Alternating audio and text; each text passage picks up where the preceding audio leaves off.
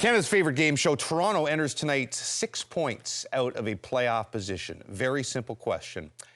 Will the Leafs ultimately be on the path to the March 6th trade deadline? What will they be? A buyer, a seller, a bystander? We do not like bystanders usually on Trade Center, but that doesn't dissolve you from answering that if you prefer. I'm going with bystanders, see, because if you're Brad Treliving, you can nibble around the edges. You don't have to be front and center. You can try and make your team a little bit better. Oh, you always have this saying, bit pieces. Well, you can go get a couple bit pieces at the deadline. You don't have to sell the farm. You just try and get your team a little bit better at the deadline. I'm going seller because I also believe that bit pieces don't do anything for your team. Jimmy, you pointed out a couple of weeks ago they have no assets. Maybe now it's time to kind of pull together some assets and move out. So big seller? Are you like big time seller? Like what kind of seller are you here?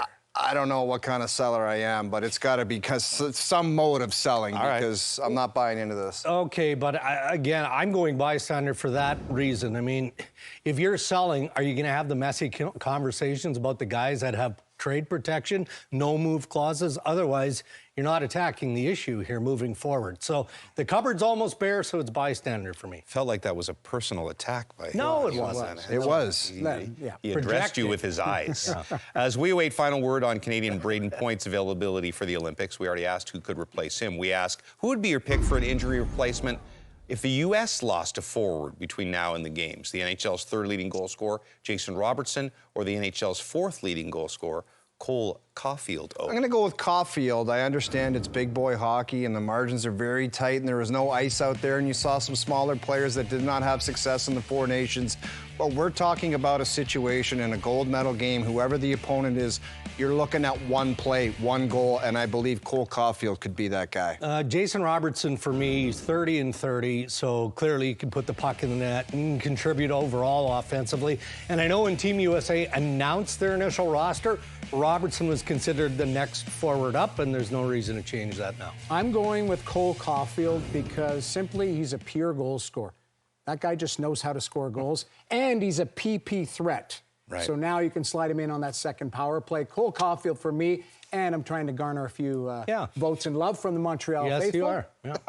TSN has just released this pretty cool face of the franchise for all the franchises. Wendell Clark was TSN's consensus choice as the face of the Maple Leafs franchise. But who is number one on your ballots? Options include Wendell Clark, Dougie Gilmour, Dave Keon, Austin Matthews, Daryl Sittler, Matt Sundino. I'm going to go with Killer, and the only reason I bring up Doug Gilmour is because I watched him growing up, and I just associate him with the most winning. Like, they got to the conference finals 2 years in a row. They were so close. Gary Fraser, thanks a lot. But it just seems like Dougie in the winning, it's the most I've seen the Leafs win is with Gary Fraser catching strays.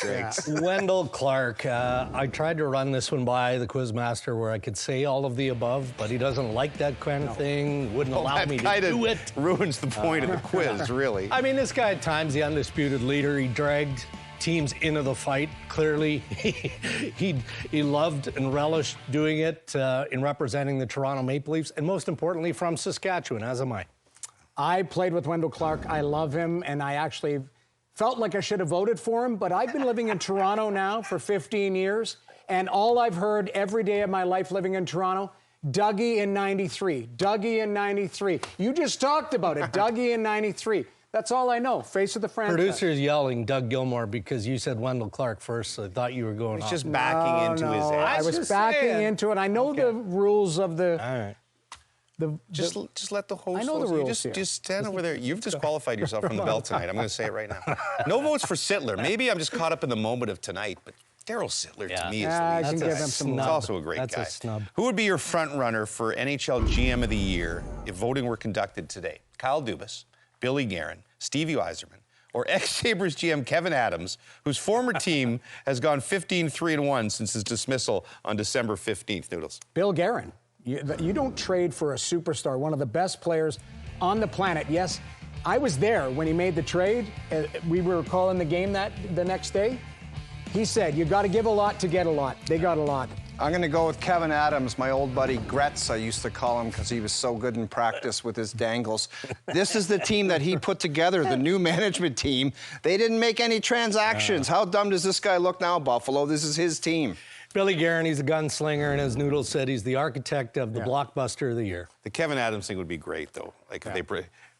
Kevin is unable to accept the award tonight. Accepting it for him. Jarmo Kekalainen. You win because Dregs just was not, he was not kind to you at all. That's the quiz. A mistake, so. I thought you were good as well, but... I'm back. I'm back.